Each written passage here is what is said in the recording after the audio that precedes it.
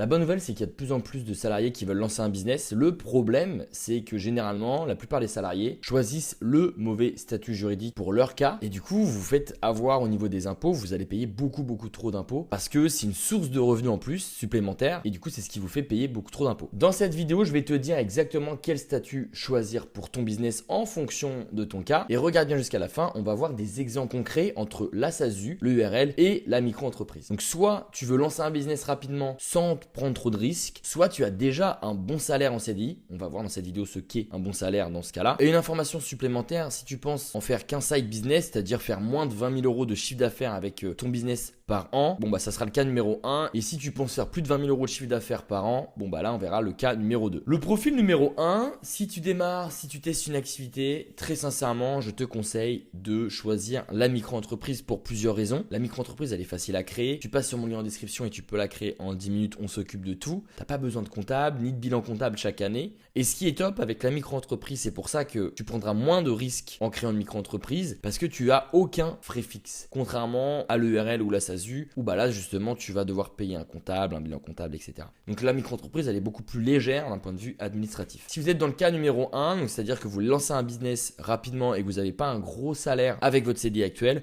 ne perdez pas de temps à créer une SASU. Rédiger les statuts, c'est assez coûteux, sauf si évidemment vous passez sur mon lien en bio, c'est gratuit et on s'occupe de tout. Expert comptable, entre 1000 à 3000 euros par an. Et du coup, vous allez perdre énormément de temps avant d'avoir votre premier client, puisque tout ça, ça prend du temps à créer. Hop, petite pause. Pour créer ta micro-entreprise, tu passes sur mon lien en description. Tu remplis ce petit formulaire, donc oui à l'artisanal, dès que possible. Avez-vous déjà été auto-entrepreneur, oui ou non? Là, on peut aussi créer une SASU, donc si tu veux cumuler par exemple les aides publiques de l'État, donc le chômage, si tu veux optimiser ta fiscalité, si tu veux déduire tes charges, donc tes frais professionnels, tu peux cliquer sur créer une SASU ou créer une micro-entreprise. Hop, à mon adresse personnelle, quel est votre domaine d'activité, consultant et freelance, lancer mon activité en déléguant toutes les démarches. Hop, là on prépare le dossier de ta micro-entreprise, donc tu as vu ça va très vite. Ici tu choisis le pack standard ou le pack express. Dans les deux cas tu as une micro-entreprise. Ce pack là, tu as l'obtention de l'ACRE, donc ce qui te permet de diviser par 2 tes cotisations sociales la première année de ton activité. Donc moi je vais choisir ce pack là. Hop, peut-être plus tard. Et tu arrives ici, tu fais ajouter un code de réduction et on s'occupe de créer ta micro-entreprise de A à Z, 100% optimisée et sans erreur juridique. Tac, et Louis XV en majuscule, la petite flèche, procéder au règlement et on s'occupe de tout. Prenons un exemple très simple. On fait 10 000 euros de chiffre d'affaires avec la micro-entreprise, on est en prestation de service et on a le versement libératoire. Eh bien, on va donner en cotisation URSSAF 2120 euros. En versement libératoire, donc c'est l'impôt sur le revenu, on va le voir un peu plus précisément dans cette vidéo. Mais en gros, vous allez donner 170 euros d'impôt sur le revenu et expert comptable nécessaire, il n'y a pas besoin. Donc du coup, sur 10 000 euros de chiffre d'affaires, tu gagnes en net dans ta poche 7 710 euros. Le profil numéro 2, si tu as un bon salaire en CDI et que tu as un CA qui va décoller, donc si tu penses faire plus de 20 000 euros de chiffre d'affaires par an, et bien là, je vous déconseille la micro-entreprise. Alors ici, quand je parle de bon salaire, c'est un revenu net en CDI de plus de 2800 euros. Pour une raison qui est très simple, c'est que vous n'êtes plus éligible au versement libératoire. Donc du coup, la micro-entreprise, c'est pas forcément le meilleur statut pour vous. Du coup, moi, ce que je vous conseille, c'est de créer une SASU et de vous rémunérer avec des dividendes. Donc avant de parler de la SASU, voilà ce qui se passe si tu restes en micro-entreprise dans le cas numéro 2. Tu as des revenus en micro qui vont s'empiler sur ton salaire. Qu'est-ce que ça veut dire? En gros, ton salaire, donc si tu fais plus de 2800 euros net par mois avec ton CDI, tu as déjà rempli les tranches 0%, 11%. C'est comme ça qu'on va calculer les impôts. Donc chaque euro que tu vas encaisser en plus avec ta micro-entreprise, eh bien tu vas passer au taux supérieur le plus élevé, donc 30%. Donc peu importe ce que tu gagnes en micro-entreprise, tu paieras 30% d'impôts sur le revenu. La deuxième problématique de la micro-entreprise, c'est que si tu gagnes plus de 2800 euros net par mois avec ton CDI, bah tu ne seras plus du tout éligible au versement libératoire. Donc le versement libératoire, c'est que si tu gagnes plus de 2400 euros net par mois, tu ne peux plus être éligible au versement libératoire. Donc pour ça, je t'invite à regarder ce qu'on appelle ton RFR, donc le revenu fiscal de référence.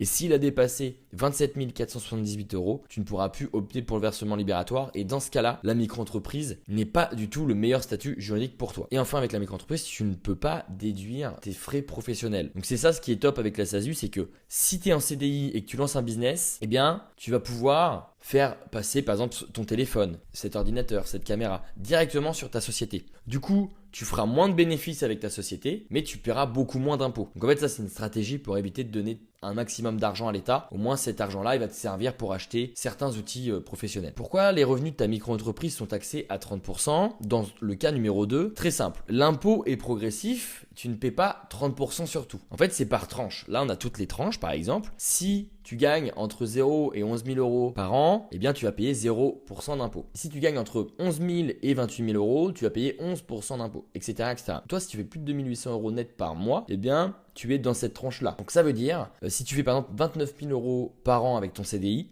peu importe le chiffre d'affaires que tu vas faire, tu paieras 30% d'impôt sur le revenu. Donc du coup, ça peut très vite monter. Évidemment, tu es dans la tranche des 30% si ton salaire net imposable annuel en CDI dépasse les 28 797 euros. Donc en gros, ce seuil correspond à 2 400 euros net par mois. Mais attention, beaucoup se trompent, le net imposable n'est pas ton salaire net sur ta fiche de paie. Donc en gros, un salarié à 3 200 euros net par mois, son net imposable, c'est 40 000 euros par an à peu près. Donc du coup, là, tu seras dans une tranche à 30% dès le premier euro en micro-entreprise. Donc c'est pour ça que la micro-entreprise, dans le cas numéro 2, c'est la pire option. Ce que tu paies en micro-entreprise, par exemple, si on fait 30 000 euros de chiffre d'affaires, donc tu es salarié à 3 200 euros par mois, donc tu appartiens à la tranche des 30% d'impôt sur le revenu, donc tu seras non éligible au versement libératoire. Donc là, tu vas te faire allumer en impôt. Donc tu fais 30 000 euros de chiffre d'affaires, tu donnes, comme mon exemple tout à l'heure, en cotisation sociale si tu es en prestation de service, à peu près 6 000 euros d'URSSAF. L'abattement forfaitaire de 50%, pourquoi ? Parce que tu es en prestation de service et l'État part du principe que tu as des frais, donc du coup tu as un abattement forfaitaire de 50%. Ça veut dire que sur 30 000 euros de chiffre d'affaires, l'État part du principe que tu as 15 000 euros imposables et pas 30 000 euros. Donc ces 15 000 euros tombent dans la tranche à 30% puisque tu gagnes plus de 2 800 euros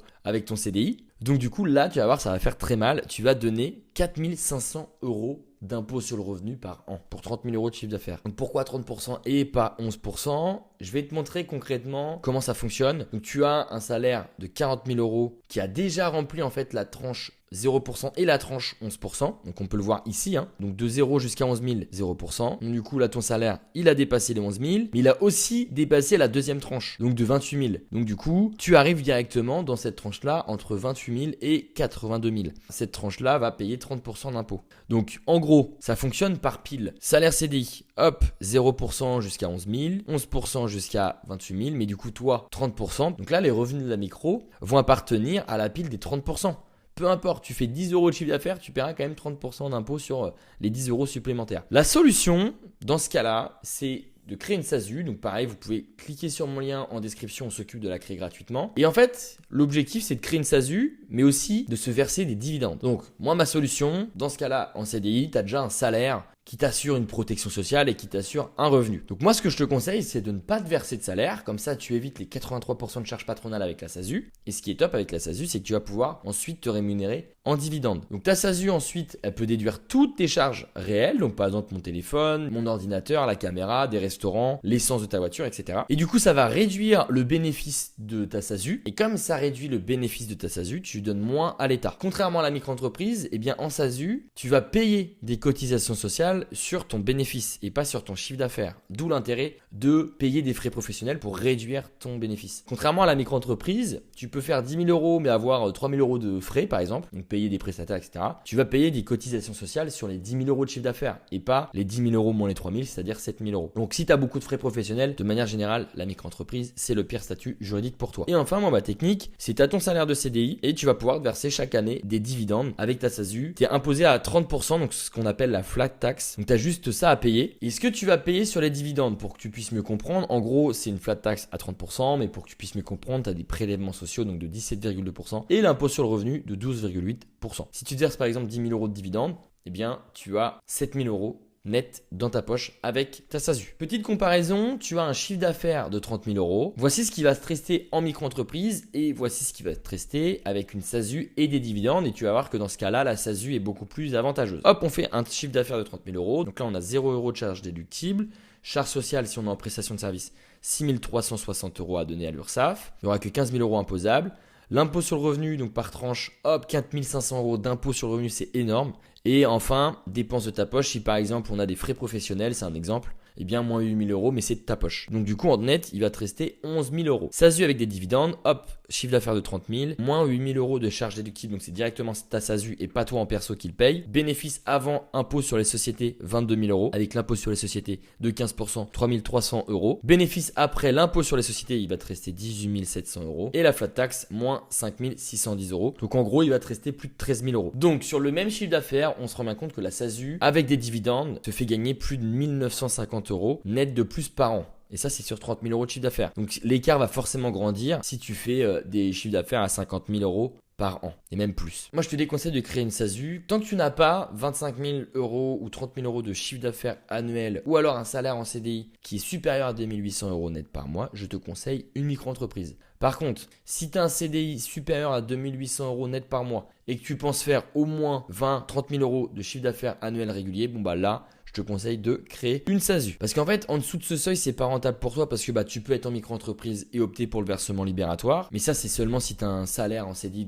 inférieur à 2 400 euros net par mois. Et la SASU, forcément, il y a des frais fixes qui sont un peu plus élevés que la micro-entreprise parce que tu vas payer un comptable entre 1 000 et 3 000 euros par an. Ça dépend évidemment de ton business. Mais en gros, dans ce cas-là, la micro-entreprise est plus avantageuse pour toi. Le piège majeur que personne ne mentionne, c'est qu'avec la SASU, tu ne peux pas te verser de dividendes avant la clôture de l'exercice. Donc en gros, chaque année, tu as un bilan comptable. Donc si par exemple, tu crées ta SASU en janvier 2026, la clôture de ton année, ça sera en décembre 2026 et tu pourras toucher les dividendes que l'année d'après, en général en juin 2027. Donc du coup, tu dois pouvoir vivre sans ces revenus pendant 1 an à 18 mois. Donc évidemment, c'est pour ça que si tu es en CDI, c'est top d'avoir une SASU parce que tu peux faire passer plein de frais professionnels directement dans ta SASU et de verser des dividendes tous les ans. Donc quel est le meilleur statut en fonction de ta situation? Donc si tu es en CDI plus tu as un revenu fiscal qui est inférieur à 27 000 euros à l'année, plus tu penses faire un chiffre d'affaires inférieur à 20 000 euros par an, micro-entreprise, versement libératoire. Faut le cocher au moment de la création. Si tu es en CDI et que tu as un revenu fiscal inférieur à 27 000 euros, mais par contre que tu penses faire un chiffre d'affaires entre 20 et 77 000 euros par an, micro-entreprise plus versement libératoire, c'est pareil, c'est quasiment imbattable. Maintenant, si tu es en CDI, mais que tu fais partie de la tranche d'imposition à 30% et que tu penses faire un chiffre d'affaires entre 20 et 25 000 euros, pour moi, c'est la micro-entreprise. Mais par contre, si tu as des frais professionnels, je te conseille très sincèrement d'opter pour une SASU. Si tu n'as pas de frais professionnels, tu ne te prends pas la tête, micro-entreprise, tu fais 20 à 25 000 euros de chiffre d'affaires par an, c'est très bien. Maintenant, si tu es en CDI plus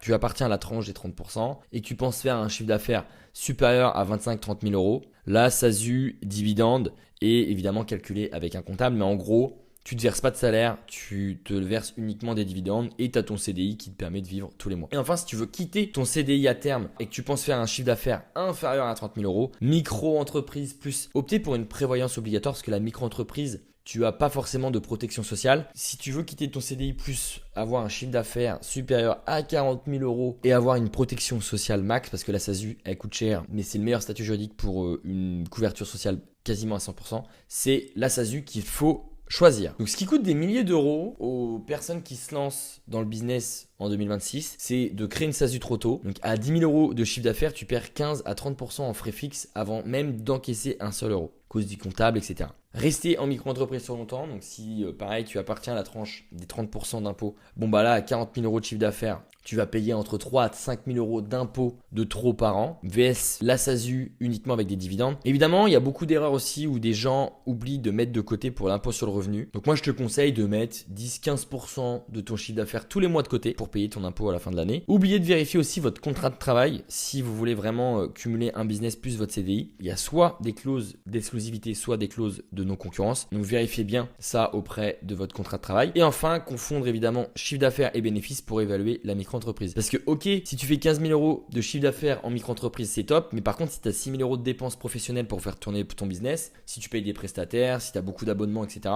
eh bien, tu vas payer beaucoup trop d'impôts et d'URSSAF parce que tu payes de l'URSSAF sur tout ton chiffre d'affaires et pas sur ton bénéfice comme la SASU. Donc la règle à retenir, micro-entreprise d'abord. Tu vois, tu peux très bien tester une micro-entreprise aujourd'hui. Donc pour ça, tu passes sur mon lien en bio et tu as 15% de réduction avec le code Louis15 en majuscule. Et ça te permet de tester un business 2-3 mois. Et si vraiment tu vois que ça tourne, hop, peut-être opter pour une SASU ou continuer de rester en micro-entreprise. Donc structure en SASU seulement quand ton chiffre d'affaires est assez régulier et surtout si tu as un salaire qui est supérieur à 2 800 euros net par mois. Si c'est pas clair, posez-moi votre question en commentaire et je vous dis à très bientôt.